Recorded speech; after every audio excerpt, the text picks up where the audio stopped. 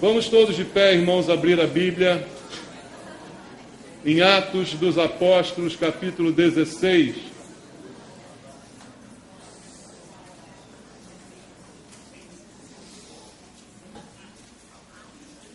Atos,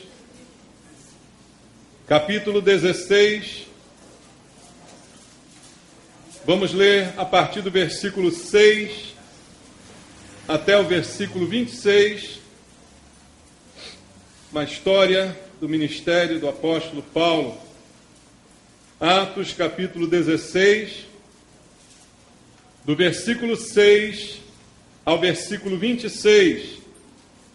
A palavra de Deus diz: E percorrendo a região frígio-gálata, tendo sido impedidos pelo Espírito Santo de pregar a palavra na Ásia, defrontando Mísia, tentavam ir para Bitínia, mas o Espírito de Jesus não o permitiu.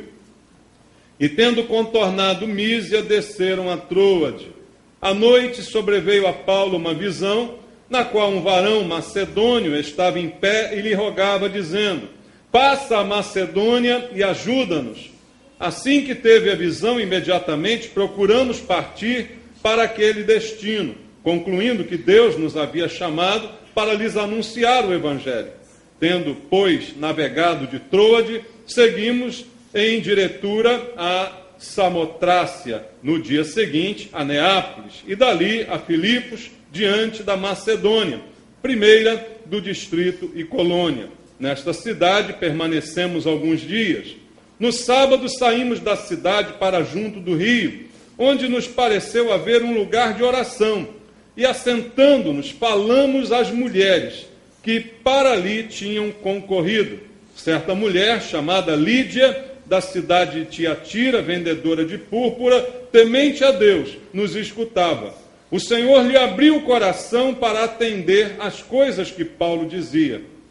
Depois de ser batizada, ela e toda a sua casa nos rogou, dizendo: Se julgais que sou eu fiel ao Senhor, entrai em minha casa e aí ficai. E nos constrangeu a isso. Aconteceu que, indo nós para o lugar de oração, nos saiu ao encontro uma jovem possessa de espírito adivinhador, a qual, adivinhando, dava grande lucro aos seus senhores. Seguindo a Paulo e a nós, clamava dizendo: Estes homens são servos do Deus Altíssimo e vos anunciam o caminho da salvação.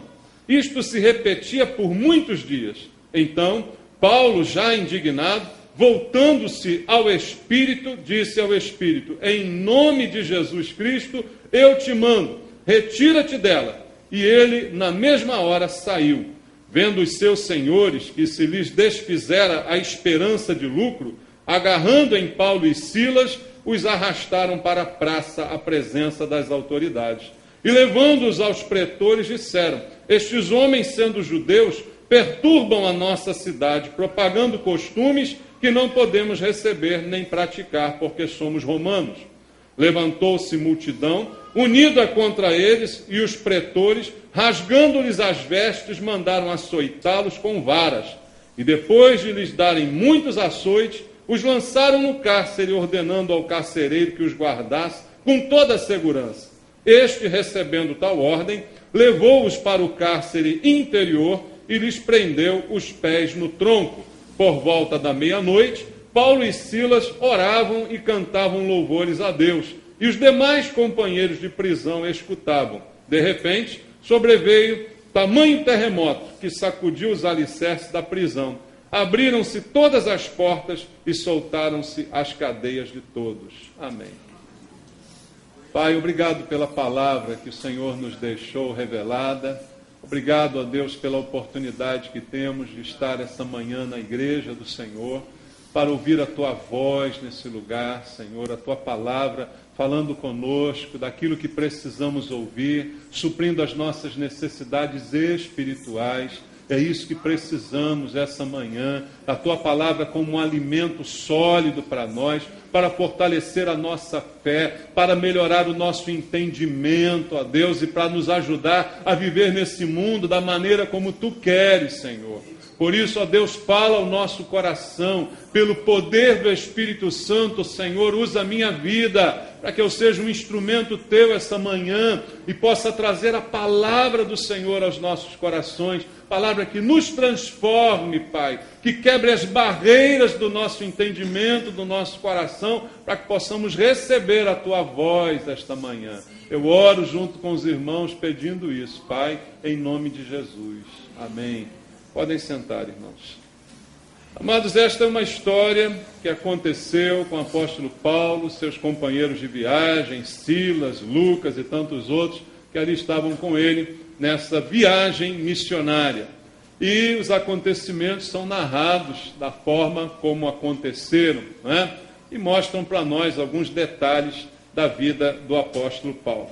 E trazendo dessa palavra uma lição para as nossas vidas aqui, para nós que servimos ao Senhor, isso nos faz refletir um pouco, né? Eu creio que todos nós aqui já fizemos alguma coisa que depois nos arrependemos de ter feito. Já aconteceu isso contigo?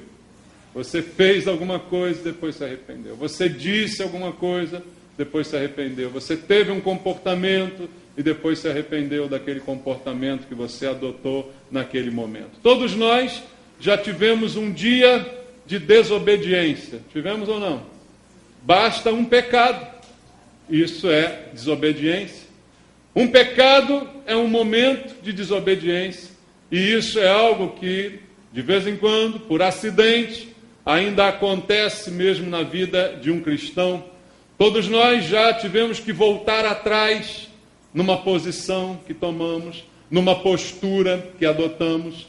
E isso nem sempre é fácil, né, irmãos? É difícil, às vezes é complicado ter que voltar atrás, ter que pedir perdão, ter que reconhecer o nosso erro, não é?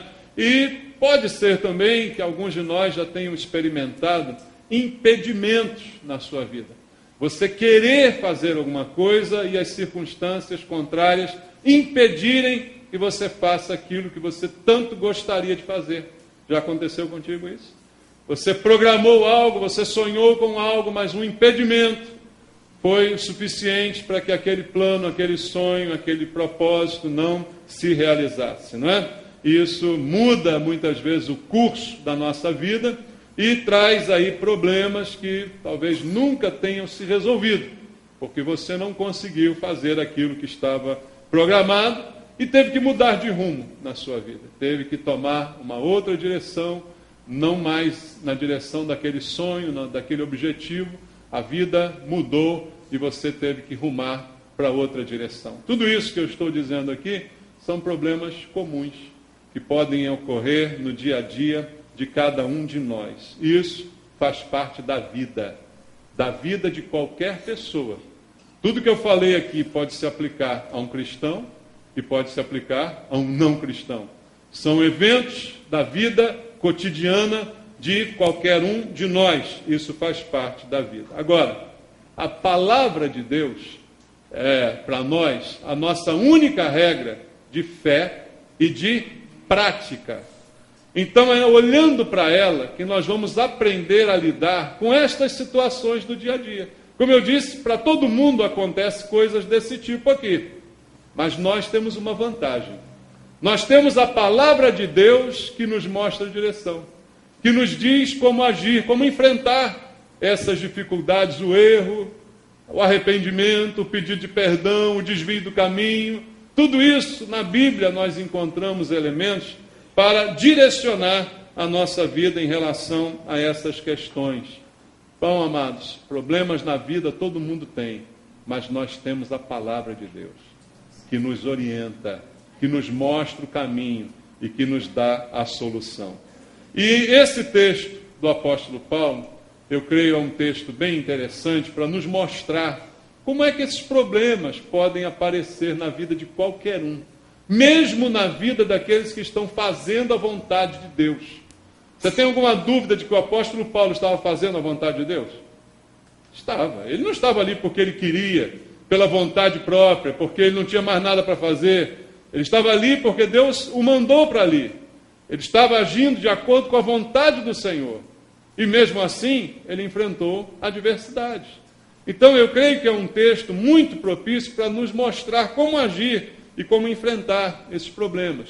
Primeira coisa que é importante observar é que nem todas as dificuldades elas serão removidas por Deus. Há uma grande ilusão, e isso muitas vezes é anunciado por algumas igrejas, de que Deus vai remover todas as suas dificuldades. Isso não é verdade, irmãos. Por quê?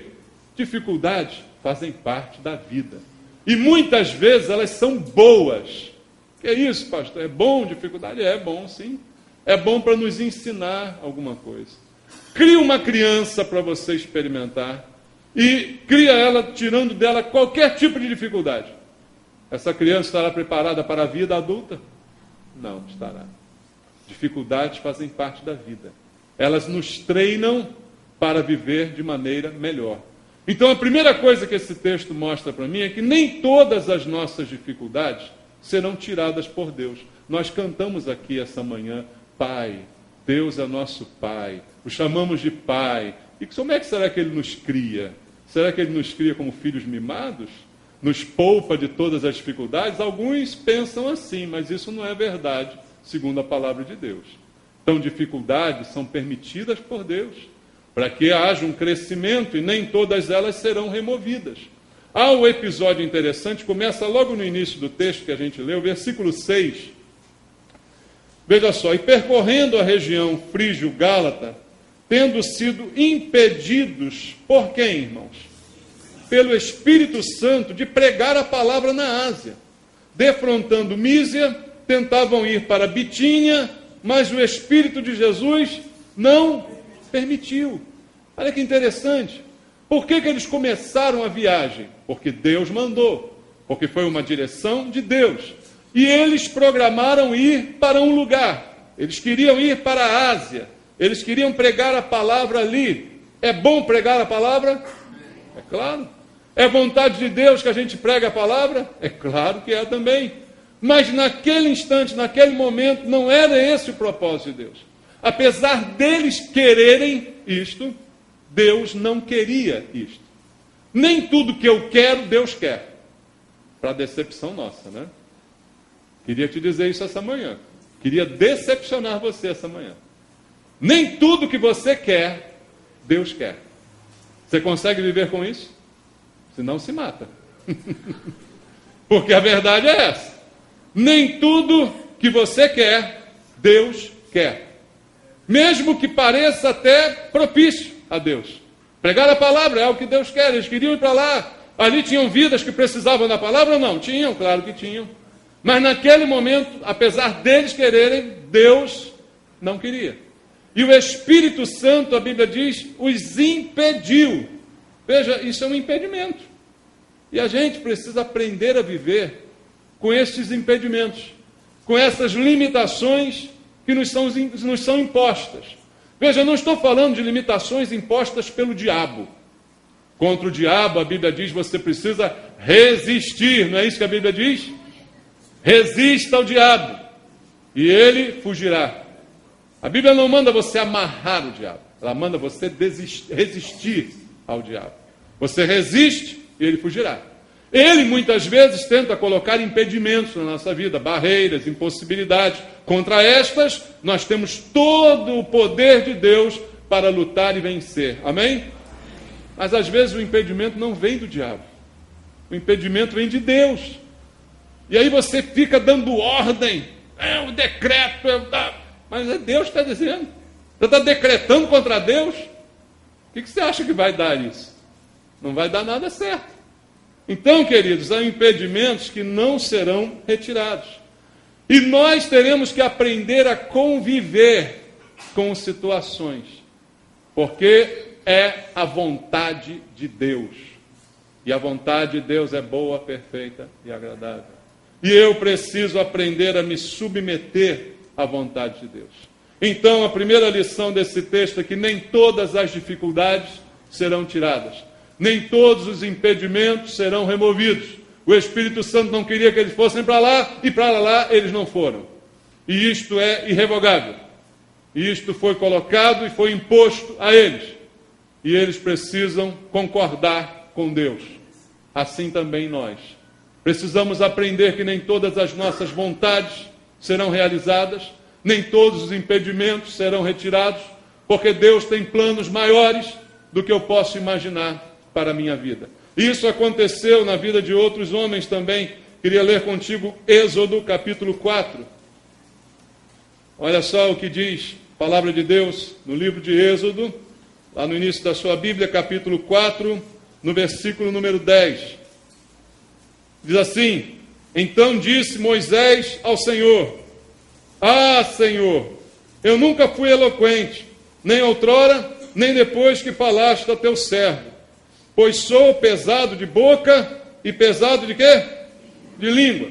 Quando Deus deu uma missão a Moisés, ele diz: Senhor, eu não sou eloquente, eu tenho problema para falar, a minha palavra não sai direito, né? Eu não consigo me expressar corretamente, meu lábio é pesado. Ele diz: eu sou pesado de boca, pesado de língua. Ele tinha um impedimento, não tinha? Ele tinha uma barreira, não tinha? Ele tinha um problema, tinha. Aí você diz: não, Deus o curou. Não, Deus não curou, não. Olha só o que aconteceu, versículo 15.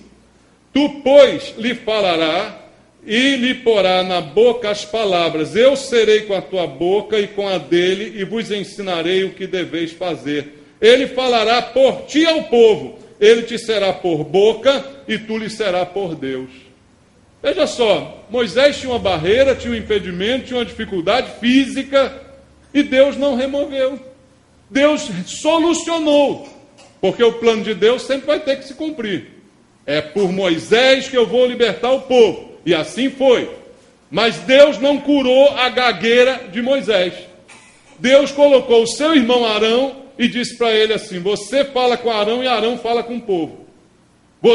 Arão vai ser a tua boca e você vai ser o Deus como para Arão. Cadê? Deus não curou. Coitadinho de Moisés, até o final, velhinho, gaguejando. Deus não curou esse problema de Moisés para falar em público, né? Não curou. E aí? E aí? O plano de Deus foi fracassado? Não, o plano de Deus cumpriu. Então isso é a prova de que nem toda dificuldade, nem todo impedimento será tirado. Não foi o diabo que deixou Moisés gago. Não foi o diabo. Fosse o diabo, a gente orava, repreendia, o diabo ia embora. Mas nem tudo é o diabo. Você está entendendo isso? Não dá para ser simplista de classificar todo problema como maligno. Aí era fácil, é só orar, repreender, pronto, vai tudo embora. Alguns acreditam que é assim, né? E ficam orando por tudo, né? Repreendendo tudo, amarrando tudo e tal. Quando começa a orar, amarra tanta coisa que, sei lá, né? Haja corda para amarrar tanta coisa, né? Mas esquecemos que algumas coisas, por mais que a gente amarre, vão permanecer ali, não é? Isso não será tirado, mas com impedimento ou sem impedimento, faremos o que Deus nos mandou fazer. Está entendendo isso? Esse é um exemplo. Há um outro exemplo, o próprio apóstolo Paulo. Abra comigo a sua Bíblia em 2 Coríntios 12, do 7 ao 10. Segunda carta de Paulo aos Coríntios, capítulo número 12, no versículo 7. Diz assim: e para que não me ensoberbecesse com a grandeza das revelações, foi-me posto um espinho na carne, mensageiro de Satanás, para me esbofetear, a fim de que não me exalte. Por causa disto, 3 vezes pedi o Senhor que o afastasse de mim. Então ele me disse: a minha graça te basta, porque o poder se aperfeiçoa na fraqueza. De boa vontade, pois, mais me gloriarei nas fraquezas, para que sobre mim repouse o poder de Cristo. Pelo que sinto prazer nas fraquezas, nas injúrias, nas necessidades, nas perseguições, nas angústias, por amor de Cristo, porque quando sou fraco, então é que sou forte. Com Paulo aconteceu isso. Paulo tinha um problema. ele não narra aqui qual era o problema. Aí ele chama esse problema de espinho na carne. E diz mensageiro de Satanás. Ele chega a atribuir até a Satanás uma influência naquilo que ele estava sofrendo. Espinho na carne, o problema então deve estar na sua carne, no seu corpo. Provavelmente um problema que ele carregava no corpo e que era visível. Alguns da teologia da prosperidade tentam espiritualizar. Não, o problema de Paulo era espiritual. Não, o problema de Paulo não é espiritual, era na carne mesmo, era visível. Ele tinha alguma doença, ele tinha algum problema, alguma coisa, e ele diz, para que eu não ficasse soberbo, porque eu recebi tantas revelações de Deus. E Paulo, se você parar para pensar direitinho, no Novo Testamento, qual é o maior homem do Novo Testamento? É Paulo. Dos 27 livros do Novo Testamento, ele escreveu a maioria. Paulo é o mais usado por Deus para pregar nos mais diversos lugares, para fazer os maiores discursos. Era talvez o mais inteligente dos apóstolos, que foi criado aos pés de Gamaliel, bem formado, filhinho de papai, tudo de bom e do melhor, Paulo tinha. Alguma coisa errada tinha que ter com ele, senão ele ia ficar muito soberbo, ninguém ia aguentar Paulo. E ele mesmo diz, admite isso aqui, para que eu não me ensoberbecesse. Deus me deu esse espinho na minha carne. Algo que fosse visível. Aí lá, de repente, ele era meio torto, não sei. Tinha alguma coisa, entendeu? Alguma coisa havia nele que faria com que ele não ficasse tão soberbo assim. Porque quando ele tentasse ser soberbo, ele lembrava, pô, mas está todo mundo vendo isso em mim. E ele já baixava a sua bolinha. É como eu sempre digo, imagina se eu soubesse tocar, irmão. Deus não dá asa à cobra. Cada um tem um talento de Deus, né? Não pode ter todos os talentos, queridos. Não pode, não pode. Então, amados, o que diz a palavra é que ele teve esse espinho na carne. Ele teve essa limitação e ele orou ao Senhor. Quantas vezes? 3 vezes. Orou a Deus 3 vezes. Pedindo o quê? Para sair esse mal. Para esse mensageiro de Satanás ir embora, para esse espinho deixar a carne dele. E não aconteceu. A limitação não foi tirada. A marca não foi tirada. Porque se tirasse, ele podia ficar mais soberbo. Está vendo? Até minha oração é poderosa. Eu orei e o espinho foi embora. E ele ia contar isso para todo mundo, né? Olha o problema que acontece. Então não foi tirado. Permaneceu a limitação. Permaneceu o impedimento sobre a sua vida, embora tivesse orado, embora tivesse falado com Deus, e Deus diz a ele o seguinte, Paulo, a minha graça já é bastante para você, então se conforme com ela, tá bom? Eu te dou o que você não merece, eu te dei vida, você era morto, eu já te dei tudo o suficiente, ainda te dou dons e talentos para você pregar a minha palavra, porque é mais o que, Paulo? Fica quieto aí, fica com o teu espinho aí, até o tempo que eu quiser, e é assim que você vai ficar. E aí, o apóstolo Paulo aprendeu. Ele aprendeu, e ele aprendeu a conviver com o seu problema, e continuou sendo o mesmo apóstolo Paulo, apesar do seu problema. E aí ele vai dar uma declaração maravilhosa aqui, de boa vontade, pois mas me gloriarei nas fraquezas, que sobre mim repouse o poder de Cristo. E aí ele diz, sinto prazer nas fraquezas, nas injúrias, nas necessidades, nas perseguições, nas angústias, por amor de Cristo. Porque quando sou fraco, então é que sou forte. É na fraqueza dele como pessoa, que Deus mostra o seu poder como Deus. Veja, Deus não precisa da minha fortaleza. Deus não precisa da minha capacidade. Deus não precisa do que eu sei fazer, porque tudo que eu sei fazer foi Ele que me ensinou. Entendeu isso? Ele é a fonte de todas as coisas. Então é na fraqueza que eu sou mais usado por Deus, porque mais dependo dEle. E Paulo aprendeu isso. E ele diz, então, essas coisas me dão até prazer. Quando eu passo um problema, dor de cabeça, um problema qualquer, uma coisa que me perturba, eu fico até feliz, que eu sei que Deus vai me usar nessa hora. É isso que ele está dizendo. É na fraqueza que eu me torno forte. Então, a primeira lição, amados, é que nem todas as dificuldades elas serão removidas. Porque Deus sabe o que é melhor para nós. Abra no Salmo 119, versículo 67. Salmo 119, versículo 67. Olha só o que está escrito na palavra de Deus. Antes de ser afligido, andava errado, mas agora guardo a tua palavra. Amados, alguns de nós em determinados momentos parece que precisamos ser afligidos. É como um filho que precisa ser disciplinado, senão não aprende. A gente agora está na ilusão que vai criar filhos sem disciplina, gente. É isso que o mundo está ensinando, os psicólogos estão ensinando, isso é contrário à palavra de Deus.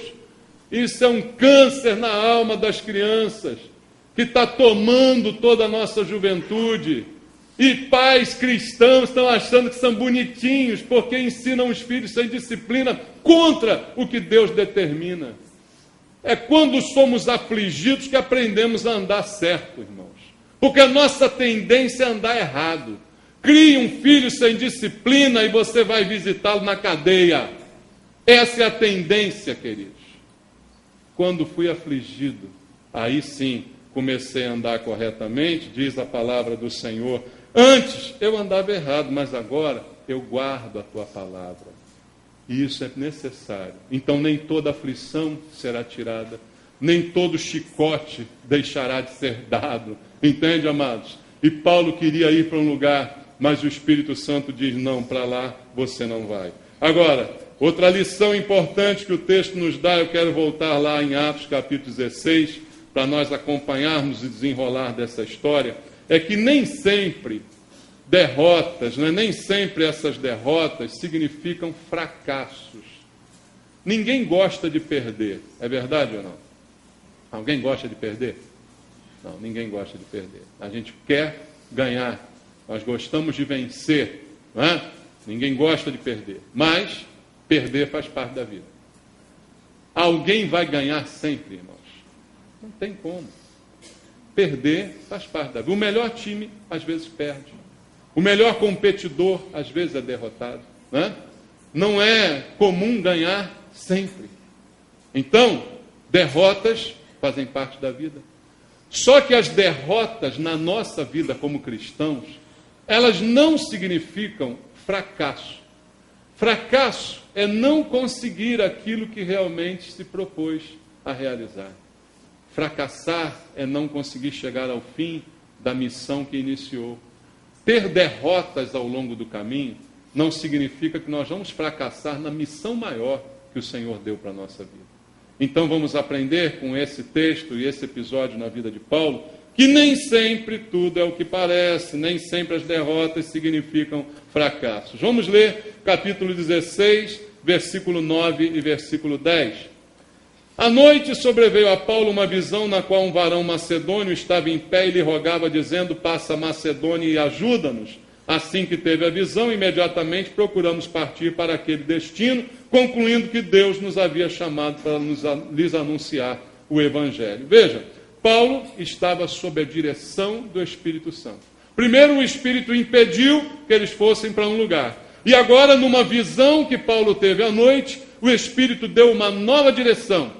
E disse, é para a Macedônia que vocês vão. Mas por quê? Na Macedônia tem gente melhor do que na Ásia? Não. Mas Deus tinha um propósito. E o propósito não era a Ásia, era a Macedônia. Então isso foi revelado.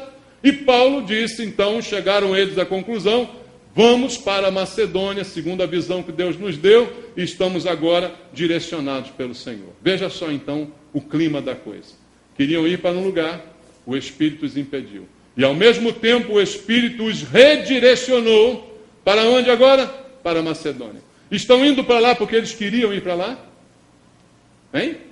Não. Eles queriam ir para outro lugar. Mas agora estão indo para um lugar que eles não queriam. Mas quem queria?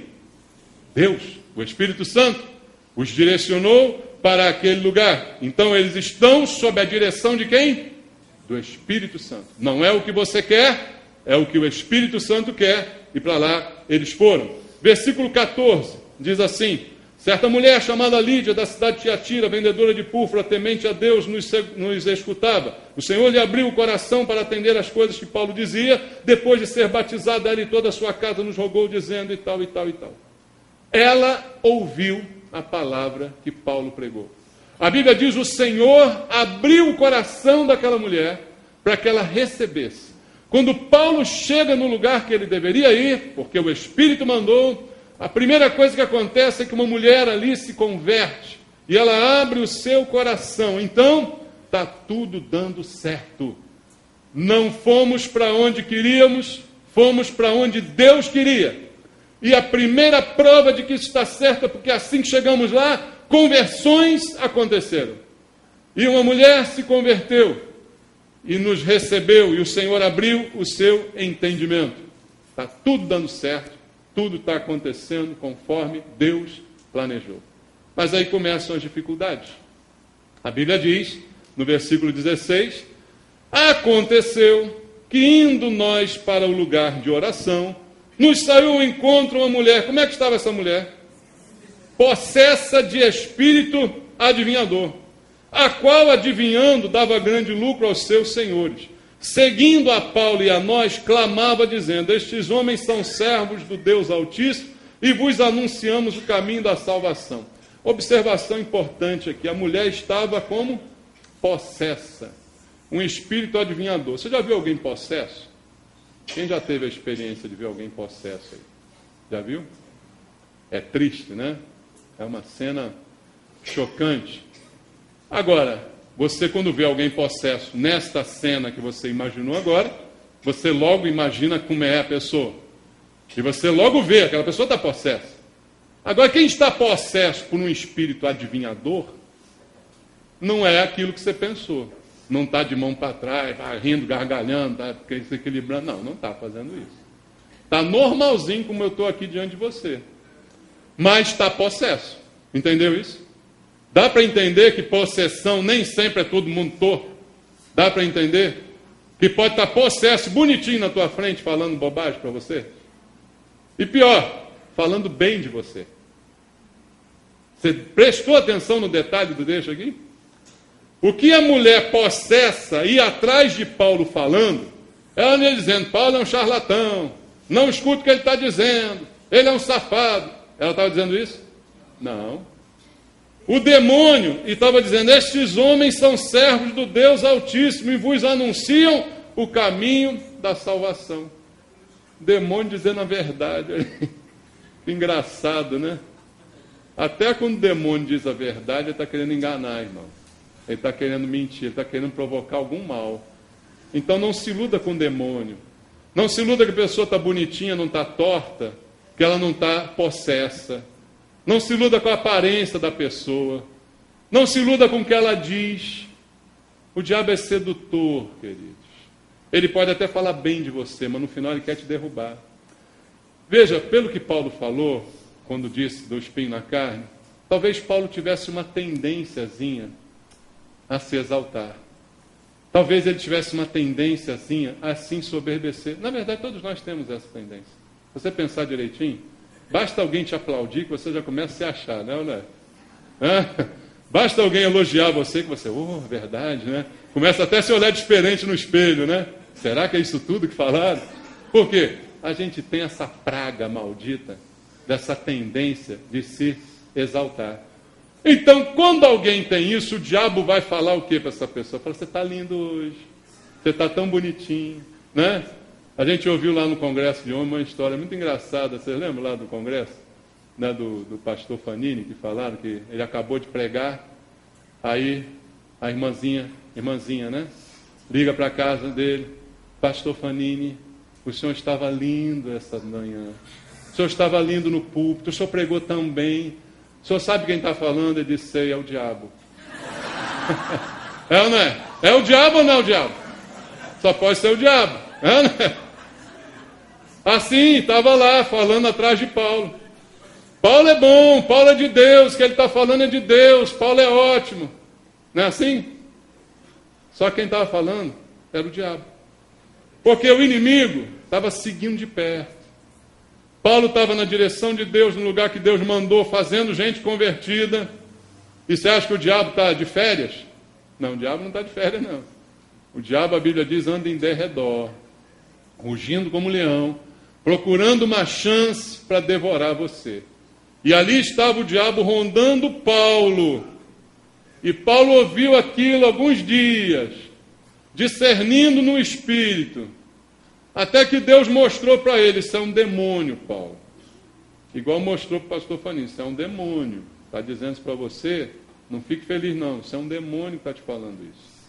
Aí, o que a gente faz quando vê um demônio? Faz as pazes com ele? Não. Quando a gente vê um demônio, faz o que Paulo fez. Versículo 18. Isto se repetia por quantos dias? Muitos dias. Veja, Paulo pregando a mulher lá. Então Paulo, já indignado, voltando-se, disse ao Espírito: em nome de Jesus eu te mando, retira-te dela. E na mesma hora, saiu. Aí sim ela deve ter dado aquela estrebuchada, tremeu toda, babou, brum, foi embora. Aí todo mundo viu: caramba, era um demônio. A gente não tinha visto que era um demônio. Era um demônio. Mas os donos da mulher, porque ela era escrava, também viram aquilo. E começou um problema, porque aquela mulher dava lucro para eles, né? Ela adivinhava, ela era profetisa de igreja evangélica, então ela dava lucro para os seus possuidores. Ela dava um dinheirinho, porque sempre cobra alguma coisa para adivinhar, né? Sempre cobra. Então, ela dava um lucro danado. E na hora que aquilo aconteceu, pronto. Os homens disseram: agora foi-se embora nosso ganha-pão. A mulher estrebuchou, caiu no chão, se levantou liberta, agradecendo, chorando, levantando a mão para o céu, abraçando Paulo. Aí pronto, os homens disseram: agora já era. E aí, tudo que ia bem, começou a ir mal agora. Tudo que estava certinho na direção de Deus, no propósito de Deus, pregando, fazendo, convertido e tal, agora o jogo virou. Veio a derrota, né? Versículo 22, diz assim: levantou-se a multidão unida contra eles, e os pretores, rasgando-lhes as vestes, mandaram açoitá-los com varas.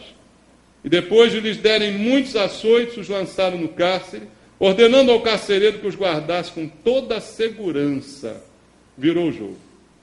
Agora, a primeira coisa: tiraram as roupas deles e deram no lombo deles, com açoites, com varas, lanharam eles todinho. Lendo assim parece bonito, agora na pele, na carne, não é nada bonito isso. É ou não é? Os caras estão fazendo a vontade de Deus. Não foram para a Ásia, foram para lá, porque Deus mandou ir para lá. E aí acontece isso. E eles repreendem um demônio. E acontece uma coisa dessa. Agora estão lá todos lanhados. E a Bíblia diz que o carcereiro recebe a ordem, vai lá, bota eles no cárcere interior e os amarra pés e mãos num tronco. Quanto tempo você consegue ficar com a sua mão amarrada junto com o seu pé num tronco? Já pensou sobre isso? Isso parece uma derrota? Não parece? Mas derrotas acontecem na vida da gente. E não sempre, como eu disse aqui, significam fracassos. Fracassar seria morrer nesse cárcere. Seria terminar dessa forma. Mas não, Deus tinha mais planos para eles. Então não houve fracasso, apenas uma derrota. Você consegue entender isso? Se na sua vida aconteceu uma derrota, não quer dizer que esse é o teu fracasso. Você crê nisso, meu irmão? Então guarda teu coração nessas coisas. Derrota faz parte da vida, mas fracasso não. Para o cristão, a Bíblia diz: nós somos mais do que vencedores. Eu canso de dizer aqui: vencedor é aquele que apenas vence. Nós somos mais do que vencedores, porque a gente vence até quando perde. É por isso que nós somos mais que vencedores. Paulo perdeu. Né? O cara deve ter dito: perdeu, Paulo, vai, entra aí. E tome no lombo. Né? Perdeu. Paulo perdeu. Perdeu, mas não fracassou. E aí a gente precisa olhar para a Bíblia e entender que isso não significa fracasso. Além do exemplo de Paulo, há outros que nós podemos lembrar. Irmãos, Noé, você conhece Noé? Já ouviu falar de Noé? Aquele da arca, lembra dele? Pois é. Noé talvez fosse considerado pelos dias atuais como um péssimo pregador, um péssimo evangelista, porque A Bíblia diz que ele ficou 120 anos pregando. Foi uma pregação mais longa do que as minhas. 120 anos pregando. Pregando para todo mundo, para a vizinhança. Dizendo, gente, muda de vida porque vai chover. Muda de vida porque o toró está chegando. É melhor vocês se consertarem porque Deus vai mandar um dilúvio, vai encher tudo. Alguém acreditou em Noé? Ninguém acreditou. Mal conseguiu salvar sua família. Quase que a família também não acredita nele. Quase que a família também não vai na onda de Noé. E aí, aos olhos do mundo, ele também seria um derrotado. Mas aos olhos de Deus, ele estava fazendo a coisa certa. E Noé teve sucesso? Se não fosse Noé, a gente não estava aqui hoje. Sabia disso? Sabia que agora você descende de Noé? Não tão diretamente de Adão e Eva, mas de Noé. Se não fosse Noé, eu e você não estávamos aqui. Mas ele pregou 120 anos, ninguém deu ouvido a ele. Para o mundo, um fracassado, um derrotado. Ninguém escuta a pregação desse camarada. Mas para Deus, um sucesso tremendo. Sucesso que veio até os nossos dias, até a nossa vida. Também Moisés é um outro exemplo que a gente pode levantar, porque várias vezes ele enfrentou a rebeldia do povo, a rebeldia da sua irmã contra ele, a rebeldia dos liderados contra ele. Várias vezes ele enfrentou isso. Mas Moisés foi um vitorioso. Apesar das dificuldades, ele cumpriu o seu papel de levar aquele povo e fazê-los atravessar aquele deserto. Então, nem sempre uma derrota significa que vamos fracassar. Também Ezequiel foi um profeta que profetizou, mas ninguém ouviu a sua profecia. Mas Ezequiel foi um fracassado? Não. Está até na Bíblia o livro do profeta Ezequiel para você. Então, queridos, nem toda derrota significa fracasso. Aprenda isso. E outra coisa importante que eu quero dizer para nós terminarmos a mensagem é que as derrotas também que a gente pode passar nessa vida não vão determinar o nosso futuro. O desenrolar dos acontecimentos não serão determinados por uma derrota, uma perda que eu tenha na minha caminhada. E isso também é claro no texto aqui que nós lemos. No versículo 25 está escrito assim: depois de apanhar, depois de ter os pés e as mãos amarrados num tronco, ele e Silas, de levar muitas chicotadas, por volta de meia-noite, Paulo e Silas oravam e faziam o que mais? Cantavam louvores a Deus. E os demais companheiros de prisão estavam escutando o que eles estavam cantando e orando. De repente, sobreveio tamanho terremoto que sacudiu os alicerces da prisão, abriram-se todas as portas e saltaram-se as cadeias de todos. Paulo e Silas, depois de apanhar, estavam orando e cantando. Isso só acontece com quem tem fé. Isso só acontece com quem realmente tem fé. Você sabe qual é a definição de fé? Está na Bíblia, em Hebreus capítulo 11. A fé é a certeza das coisas que se esperam, é a convicção dos fatos que não se veem. Naquele cárcere, o que eles podiam ver com seus olhos era o sangue escorrendo do corpo. O que eles podiam sentir era a dor da carne dilacerada. É o que eles podiam ver imediatamente. Mas a fé traz uma certeza do que eu espero. Traz uma convicção daquilo que eu não vejo. Por isso a fé é que os fazia cantar e orar. E louvar a Deus com todo o coração, como se nada daquilo tivesse acontecido com eles. Então, essa é a grande diferença, queridos. A diferença não está se nós perdemos ou ganhamos. A diferença está na nossa reação diante das derrotas. Uma derrota sua pode se transformar num fracasso. Pode. Depende da sua reação. Se Deus permitiu essa derrota, não era para ela ser um fracasso. Não é o plano de Deus. Mas a tua reação pode fazer com que ela se transforme num fracasso. Uma derrota que estava nos planos de Deus, mas não era para ser fracasso. Mas você reagiu de maneira errada. Ela acabou se tornando um fracasso. É isso que acontece na vida de muita gente. As nossas reações é que são determinantes para o sucesso ou derrota ou fracasso da nossa vida. Veja, tudo sucede igualmente a todos, a palavra de Deus diz. O que muda é a diferença, o que faz diferença é a reação.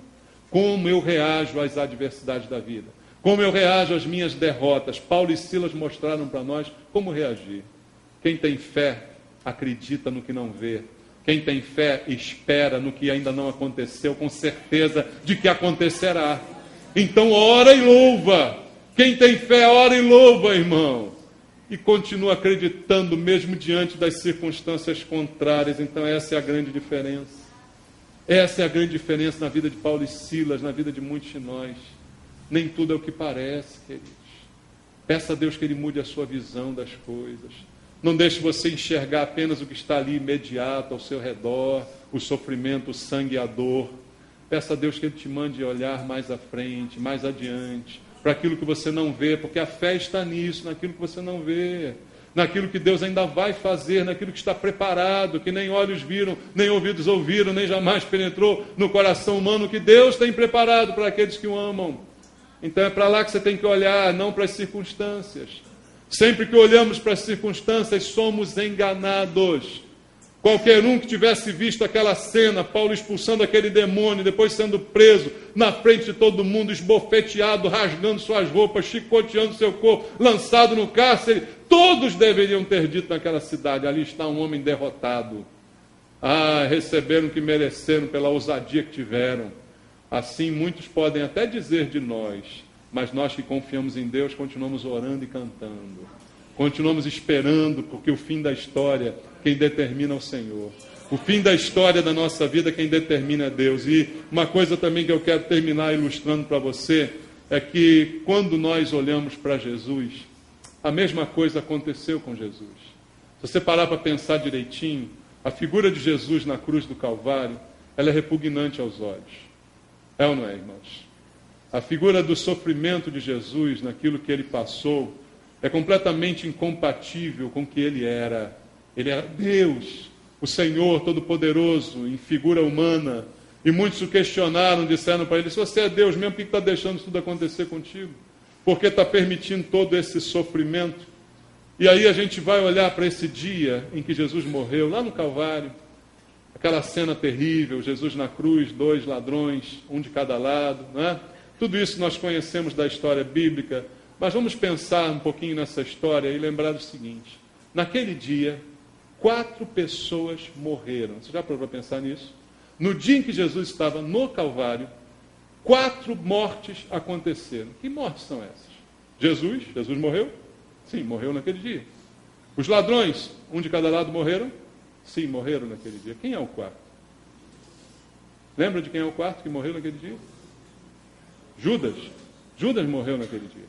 Judas traiu Jesus e, inconformado depois, com aquele grande remorso, a Bíblia diz que ele foi se matar e assim aconteceu com ele.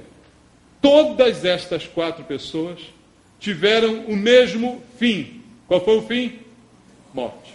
Todos nós aqui teremos o mesmo fim. Qual será o nosso fim? Morte.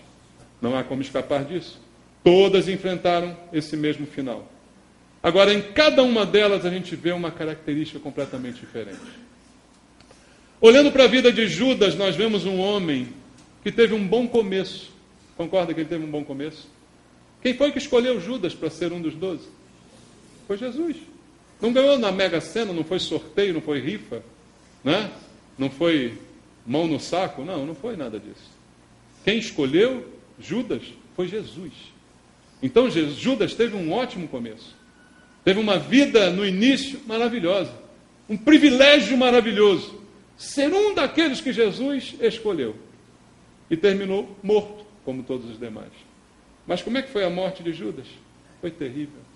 Tirou a própria vida, corroído por um remorso que não deixava mais ele conviver com ele mesmo. Um fim trágico e terrível para alguém que começou a vida tão bem quanto Judas. Olhando para os outros, nós vemos um ladrão ruim. Aquele ladrão que era ladrão e foi ladrão até o final, né? Esse aí, ele começou mal, né? Começou mal, ladrão, roubando, cometendo crimes e erros naquela cidade. E lá na cruz, ao lado de Jesus, ainda blasfema, ainda escarnece de Jesus, ainda debocha de Jesus. E lá naquele mesmo dia, morre. Começou mal e terminou pior ainda, né? Começou mal e terminou mal. Isso acontece com muita gente também. Começa mal e termina mal. Temos um outro ladrão que chamamos de bom ladrão. Será que é possível ter um bom ladrão? Mas esse bom ladrão, por que se tornou assim conhecido? Porque ele também começou mal. Ladrão. Mas ali na cruz, ao lado de Jesus, ao olhar para Jesus, ele viu Deus. Ele viu o Senhor da vida. Ele viu alguém morrendo, mas ele reconheceu que aquele que estava morrendo era o Senhor da vida. E disse a Jesus: Senhor, lembra-te de mim, quando entrares no teu reino. Ele chama Jesus de Senhor e reconhece que Jesus é rei, tem um reino. Então, naquele momento, Jesus vira para ele e diz: hoje mesmo você estará comigo no paraíso. Aquele homem começou muito mal, mas terminou bem demais, né? No paraíso com Jesus, mesmo naquele dia. Veja, o destino, todos iguais, morte.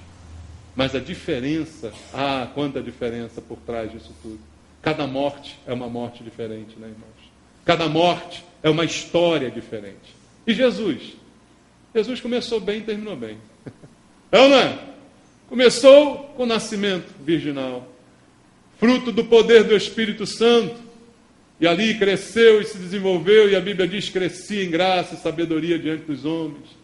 Ali viveu sua juventude, sua vida adulta, fazendo tudo do bom e do melhor, mas morreu. Mas logo depois de morrer, ressuscitou. Morreu e ressuscitou.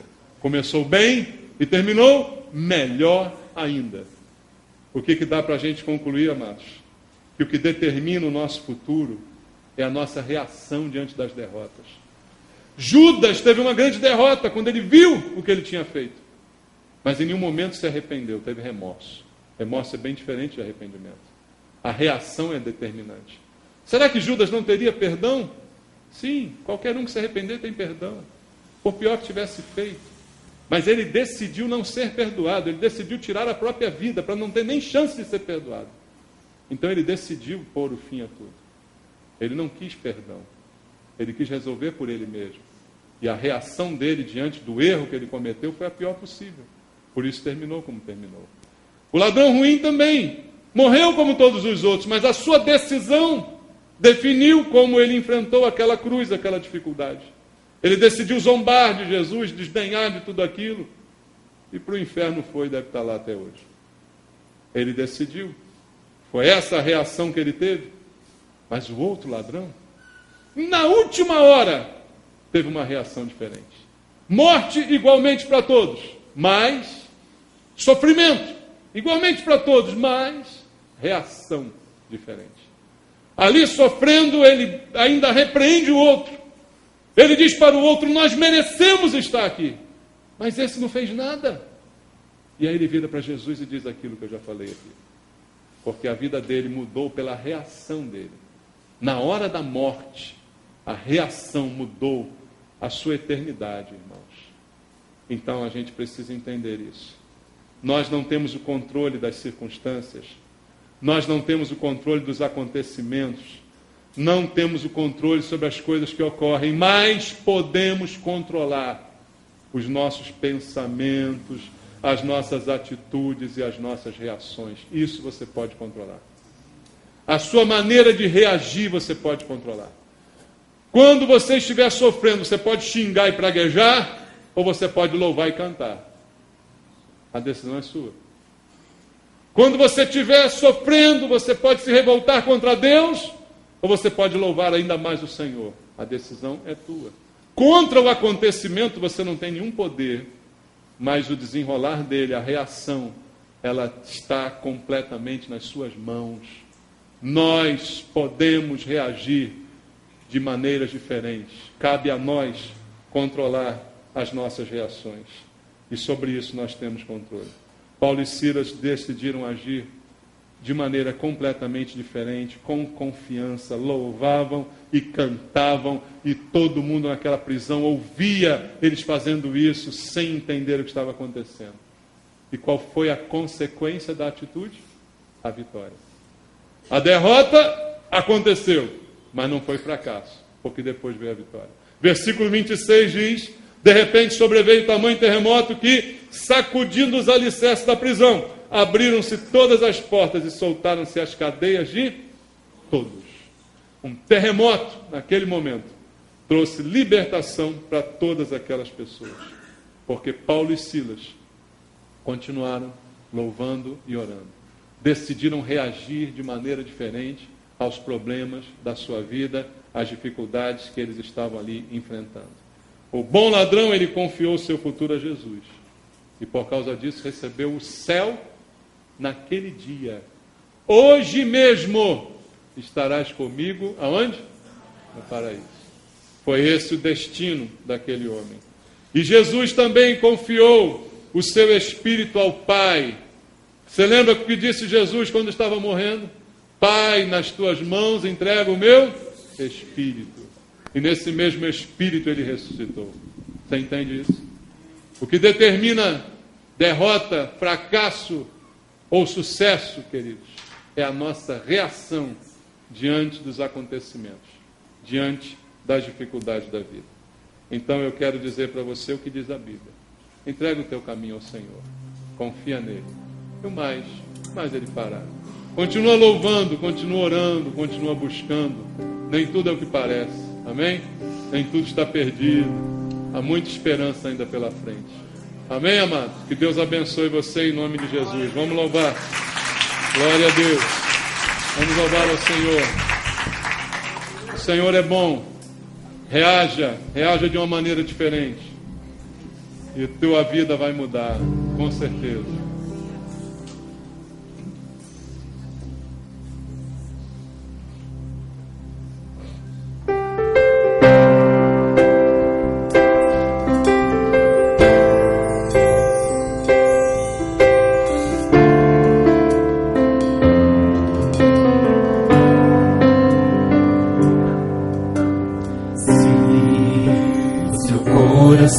Não sabe o caminho certo a seguir. Dá um tempo, pare para ouvir. Vamos ouvir a voz de Deus agora. Vamos orar. Vamos falar com o Senhor nesse momento. Peça a Deus agora que Ele fale ao teu coração. Ouça a voz do Senhor. Mais do que a minha voz, ouça a voz de Deus. Que o Espírito Santo possa ministrar a você essa manhã. Naquilo que você precisa mudar na tua atitude, na tua reação, naquilo que você precisa fazer diferente, para que o final da história também seja diferente. Vamos orar ao Senhor nesse momento.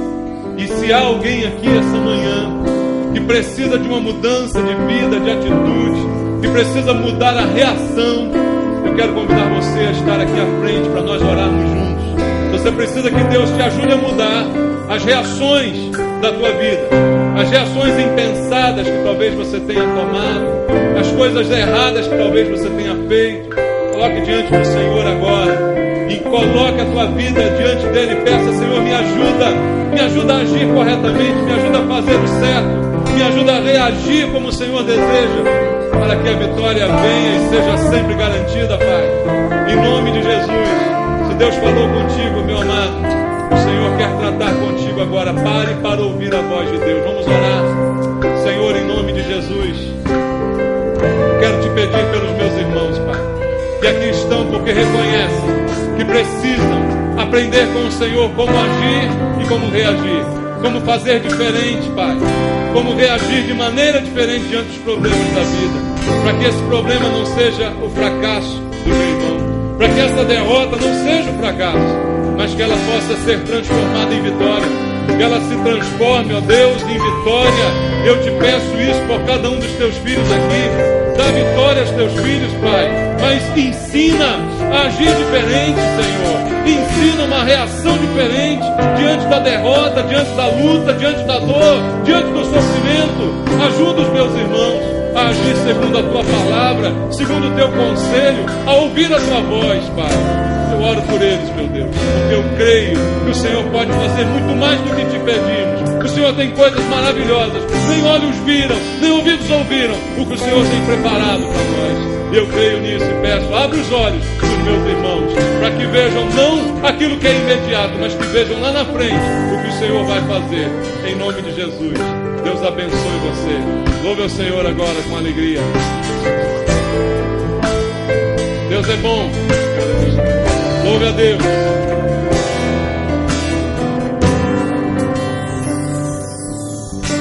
Se o seu coração não sabe o caminho certo a seguir, dá um tempo, pare para ouvir a voz de Deus. Uma porta então se abre e você precisa decidir. Quero lhe dizer,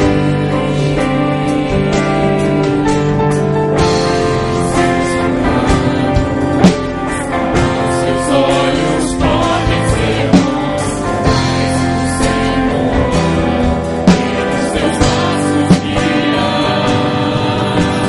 Nem olhos viram, nem ouvidos ouviram, nem jamais penetrou no coração do homem o que Deus tem preparado para aqueles que o amam e entregam tudo em suas mãos.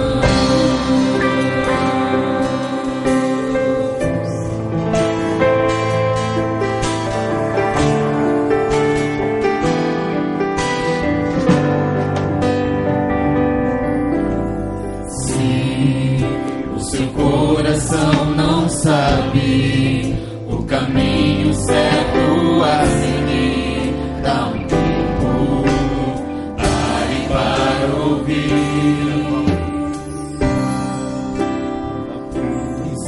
Se abre e você precisa decidir. Quero te dizer,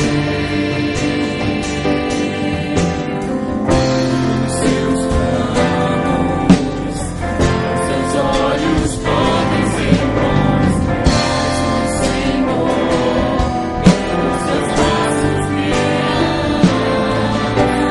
Nem olhos viram, nem ouvidos ouviram, nem jamais penetrou no coração do homem o que Deus tem preparado para aqueles que o amam e entregam tudo em suas mãos. Nem olhos viram, nem ouvidos ouviram, nem jamais penetrou no coração do homem o que Deus tem preparado para aqueles que o amam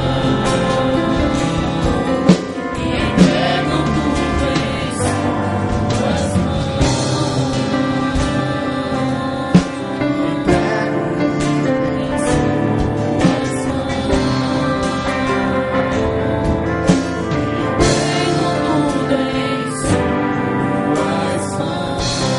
Em tuas mãos entregamos, Senhor. Recebe o nosso louvor, a nossa adoração. Glória a Deus. Louvamos ao Senhor.